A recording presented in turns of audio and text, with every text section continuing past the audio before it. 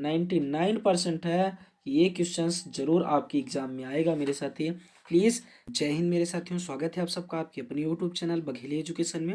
मेरे साथी जैसे कि आप लोगों को पता है कि हम आप लोगों को इंपॉर्टेंट क्वेश्चन की सीरीज लेके चल रहे हैं, जिसमें मैं मेरे साथी आपको बता दूं कि अपन इस वीडियो में क्लास 12th बायो का यूनिट 2 बताऊंगा मेरे साथी, जिसमें मैं आपको अध्याय 5 आएगा और अध्याय 5 के सभी इंपॉर्टेंट क्वेश्चंस बताऊंगा।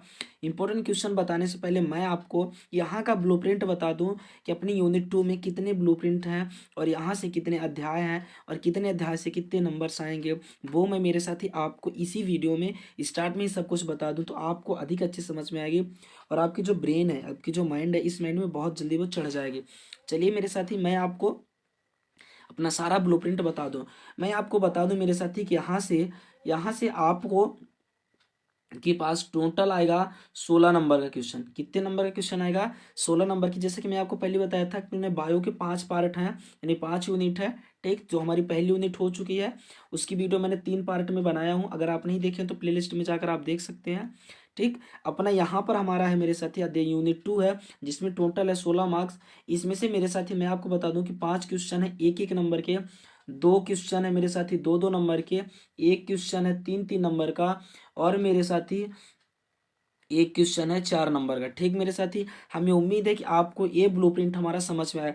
5 क्वेश्चन 1-1 नंबर के, 2 क्वेश्चन 2-2 नंबर के, 3 क्वेश्चन 1 क्वेश्चन 3 नंबर का और 1 क्वेश्चन 4 नंबर का।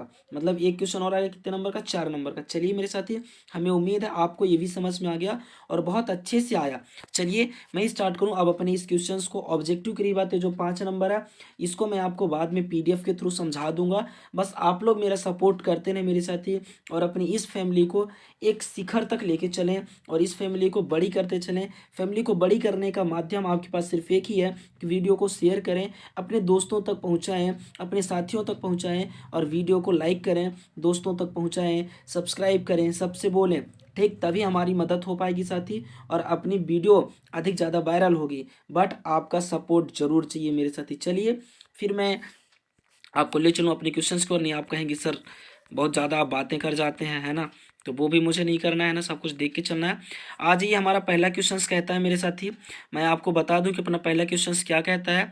देख लीजिए, पहला क्वेश्चन कहता है उत्परिवर्तन किसे कहते हैं। मेरे साथी मैं आपको बता दूं उत्परिवर्तन बहुत इंपॉर्टेंट क्वेश्चन है जो कि आपके एग्जाम के लिए पूछ देगा। देखिए, किसी जीवधारी के अनुवांशिक पदार्थ में अचानक होने वाले वंशागत बदलाव उत्परिवर्तन कहलाते हैं। अचानक होने वाले वंशागत प्रभाव उत्परिवर्तन कहलाते हैं। ठीक मेरे साथ ये समझ में आया।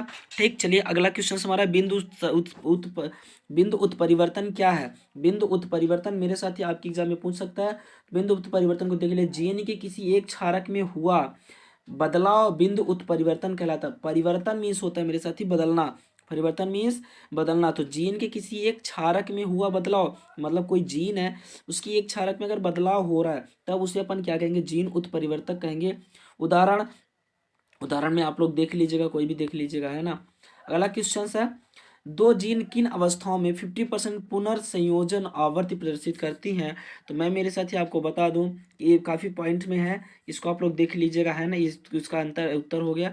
स्क्रीनशॉट आप लोग ले सकते हैं, है ना, देख लीजिए। ठीक, मेरे साथ स्क्रीनशॉट ले लीजिए। अगला क्वेश्चन है मेरे साथी, मनुष्यों में XXY स्थिति कैसी उत्पन्न हो सकती है। ठीक, मेरे साथ इस क्वेश्चन को भी आप पढ़ लीजिएगा, है ना। चलिए, है ना, काफ़ी इजी है, ज़्यादा हार्ड भी नहीं है। ठीक, आ जाइए अगले क्वेश्चन की ओर। अपना अगला क्वेश्चन क्या कहता है जो एग्जाम में नहीं आएगा, छोड़िए इसको। क्या एक पिता लिंग लिंग संलग्न रोग को अपने पुत्र को संचरित नहीं कर सकता। मेरे साथ ही देख लीजिएगा आप इस वीडियो को, है ना। इसका आंसर देख लीजिए, यहाँ पर है, स्क्रीनशॉट ले लीजिए। मैं सभी क्वेश्चन आंसर नहीं बता रहा हूँ, जो कि बहुत इंपॉर्टेंट है, वही मैं आपको डिटेल कर रहा हूँ, है ना। चलिए आगे चलें, हम आगे चलते हैं मेरे साथी, आगे चलते हैं। आगे चलने पर हमारा क्वेश्चन आता है, संलग्नता को परिभाषित कीजिए। मैं मेरे साथी आपको बता दूं संलग्नता बहुत इंपॉर्टेंट क्वेश्चन है जो आपके एग्जाम में जरूर पूछता है। चलिए संलग्नता को हम पढ़ लेते हैं। देखिए क्या कहता है, क्या कहता है, किसी एक क्रोमोसोम पर स्थित सभी जीन संलग्न जीन तथा उनका एक साथ वंशागत होना संलग्नता कहलाता है। अर्थात एक ही क्रोमोसोम पर उपस्थित होने के कारण सभी जीनों का एक साथ बने रहने की प्रवृत्ति संलग्नता।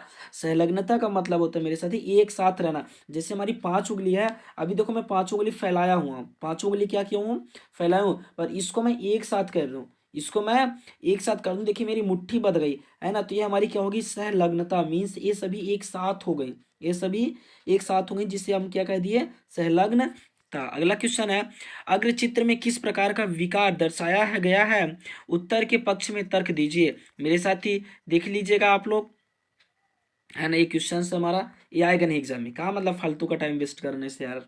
चलो आगे क्वेश्चन में, आगे क्वेश्चन क्या कहता है, मेंडल द्वारा अध्ययन किए गए मटर के पौधे के लक्षणों तथा उनके वैकल्पिक रूपों की सूची बनाइए। मेरे साथ ही लक्षण और वैकल्पिक रूप देख लीजिए आप लोग, एक बार पढ़ लीजिएगा, ज्यादा इंपॉर्टेंट नहीं है, ठीक।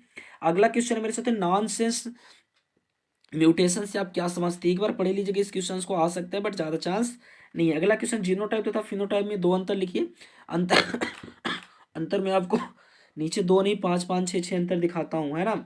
अगला क्वेश्चन देख लीजिए, मेंडल द्वारा प्रयोगों के लिए मटर के पौधे चुनने से क्या लाभ हुए।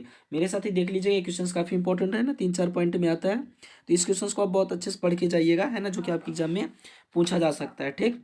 और उसका इधर ए रहा है ना, उसके और पॉइंट्स ए हैं, स्क्रीनशॉट ले लीजिए आप लोग, ठीक। चलिए फिर आगे आगे चले हम मेरे साथी। अगला क्वेश्चन अपना क्या कहता है, एक संकर क्रॉस का प्रयोग करते हुए प्रभाविता के नियम की व्याख्या कीजिए। मेरे साथ 3 नंबर 4 नंबर में क्वेश्चन पूछेगा, बहुत इंपॉर्टेंट क्वेश्चन है, इसका आप लोग स्क्रीनशॉट भी ले लीजिए, है ना। क्या कहते हैं देखिए, ऐसा क्रॉस जिसमें एक समय में एक जीन के दो वैकल्पिक रूपों की वंशागति का अध्ययन किया जाता है, एक संकर क्रॉस कहलाता है। एक संकर क्रॉस के 3 पद है मेरे साथ, ये तीनों पद आप लोग पढ़ लीजिएगा, काफी इंपॉर्टेंट पद है जो कि आपके एग्जाम में जरूर पूछे जाएंगे, ठीक। चलो आगे क्वेश्चन को मेरे साथ, और ड्राइंग भी आप लोग देख लीजिएगा, है ना, ये पूरा आंसर स्क्रीनशॉट ले लीजिए आप लोग, इसका एक बार स्क्रीनशॉट ले लीजिए, है ना। फिर कहेंगे सर आप स्क्रीनशॉट लेने का भी टाइम नहीं देते हैं, है ना, तो स्क्रीनशॉट ले लीजिए, ठीक। चलिए आगे चले हम, तो आगे मेरे साथी मैं आपको बता दूं कि आगे वाला क्वेश्चन है जो कि आपके एग्जाम में नहीं आएगा, ठीक। इधर देखें तो क्या है, ये आ सकता है, वंशावली विश्लेषण क्या है मेरे साथी, यह विश्लेषण किस प्रकार उपयोगी है ना, तो ये क्वेश्चन आपके एग्जाम में पूछा जाएगा, और इस क्वेश्चन को आप बिल्कुल एकदम मढ़ लीजिएगा, ठीक, काफी एकदम मढ़ मढ़ के पढ़िएगा, ठीक ना। तो ये क्वेश्चन आपको बन जाएगा, इसका भी आंसर देख लीजिएगा आप लोग, है ना, महत्व नीचे दिए हुए हैं, है ना, 3 पॉइंट में है, तो देख लीजिए, स्क्रीनशॉट भी ले लीजिए, है ना। चलिए आगे चले हम, अगला क्वेश्चन है, किन्हीं दो आलंगी सूत्री नहीं आएगा, कहा मतलब टाइम देने से, ठीक। आ जाइए अगला अगला अगला अगला अगला क्वेश्चन, परीक्षार्थी संकरण की परिभाषा लिखिए व चित्र बनाइए, ठीक। परीक्षार्थी संकरण देख लीजिए मेरे साथी, है ना, काफी इंपॉर्टेंट है, इस क्वेश्चन को आप देख लीजिएगा, है ना। चलिए हो गया मेरे साथी, स्क्रीनशॉट भी ले लीजिए, है ना, और पढ़ लीजिएगा, मैं बार बार कह रहा हूँ, इस क्वेश्चन को पढ़ लीजिएगा, है ना, इंपॉर्टेंट है, ठीक। आ जाइए अपने अगले आ जाइए, है ना। अगला क्वेश्चन कहता है, मानव में लिंग निर्धारण कैसे होता है मेरे साथी, इसको अभी आप लोग पढ़ लीजिएगा थोड़ा सा, है ना, इस क्वेश्चन को भी पढ़ लीजिएगा, ठीक। मानव में लिंग निर्धारण कैसे होता है ना, स्क्रीनशॉट भी आप ले सकते हैं, ठीक। आज ये अगले क्वेश्चन को भी नहीं आएगा, है ना। शिशु का रुधिर वर्गो नहीं आएगा साथियों।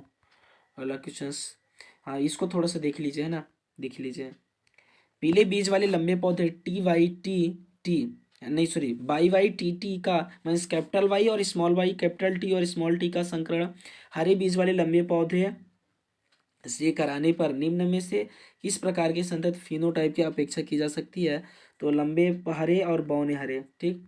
देख लीजिएगा, संकरण क्रॉस कराया जा रहा है ना।